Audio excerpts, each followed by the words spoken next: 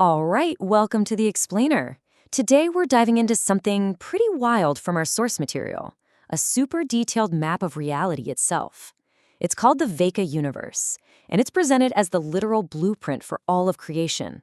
So let's jump in and figure out what this is all about. So let's just start with a huge question. What if the universe, with all of its mind-boggling complexity, isn't just some random accident? What if it was all built from a single repeating pattern, like a master plan for everything that exists? That's the core idea we're going to explore. And here it is. This is the map we're talking about, the Veca universe. I know it looks incredibly complex, almost overwhelming, but don't worry.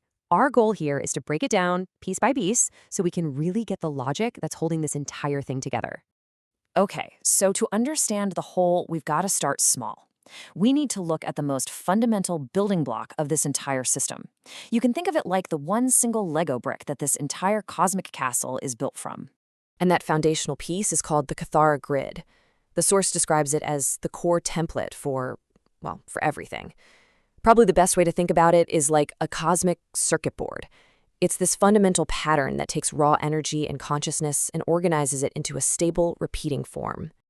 Now, here's the kicker. This template doesn't just show up once. The entire Veca universe is actually made of 4 of these Cathara grids. And together, they create 4 totally distinct quadrants. And this 4-part setup, it's not random. It's specifically designed to house a fundamental cosmic duality. You see, this model isn't just a static picture. It's all about dynamic balance. The whole Vedic universe is built on a foundation of polarity, this idea that there are 2 fundamental, opposing, but also perfectly complementary sides to all of creation. So what are these 2 sides? They're called particum and partica.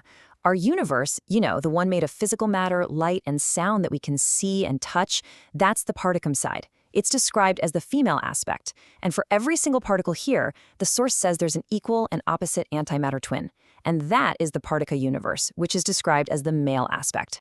Okay, so you might be wondering, how can a matter and an antimatter universe exist right next to each other without just, annihilating one another? Well, the source suggests a really elegant mechanism. They just spin on different axes, shifted exactly 90 degrees from each other. Imagine 2 spinning tops that are just tilted away from each other. It's that simple geometric difference that lets these 2 parallel realities coexist. And if we look back at our map, you can see exactly how this all fits together. See that? There are 2 quadrants on one side representing our particum, or matter universe, and then 2 right across from them for the particae, or antimatter universe. The whole thing is perfectly balanced on this core duality. But hang on, if creation is this perfectly organized, why do we feel so separate? I mean, why can't we perceive all these other dimensions? Well, according to this blueprint, that feeling of separation is actually by design. It's enforced by a series of cosmic locks. So what are these locks? They're basically just frequency barriers. Their whole job is to hold the structure of creation together, to maintain a really clear separation between all the different dimensions and densities. You can think of them like cosmic bulkheads on a ship, making sure the whole system stays stable and doesn't just bleed into itself. Now, this is where it gets really personal. The source draws a direct line from this huge cosmic idea right down to the human body. It says that these locks work just like what it calls star crystal seals that keep the energies of our chakras distinct from one another. It's a classic fractal idea, as above, so below. And this separation isn't just one big wall. Oh no, it's a multi-layered system. Let's say dimensions are like individual notes on a piano. Between each note, you've got these smaller dimensional locks. Then, if you group those notes into octaves, or densities, there are bigger density locks between them. And finally, the strongest barriers of all are the void locks, which create a profound separation between entire levels of reality.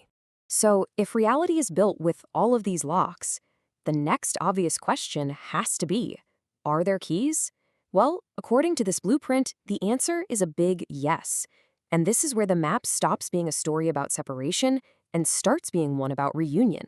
These keys are called Veca codes. The source describes them as very specific mathematical programs and energy signatures. And here's the cool part. Each code corresponds perfectly to a specific lock. They are, for all intents and purposes, the master keys designed to open the doors between worlds. and their purpose couldn't be more clear: to release the locks. Using these codes is basically the mechanism for cracking open those density levels, allowing the frequencies of all these different realities to finally start merging and integrating. Okay, so we've got a map, we've got locks, and we have the keys.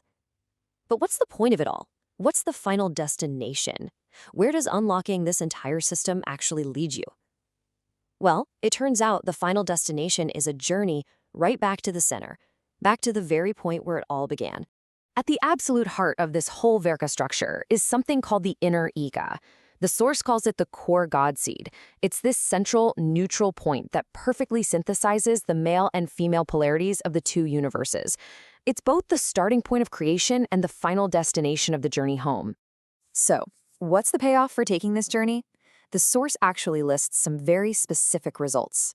This whole process is said to activate 12 strands of your DNA, help you build a personal light body vehicle called the Merkaba, and let you integrate all the higher aspects of your consciousness, your soul, your oversoul, and your avatar. Ultimately, it's described as the fastest pathway to experience the eternal life systems of what the source calls the God worlds.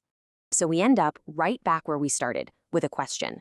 This whole blueprint paints a picture of a reality defined by cosmic locks that create our experience of being separate. But it also insists that for every single lock, there is a key, which leaves us with a final thought to ponder. If our reality is locked, is it possible that we're the ones holding the keys?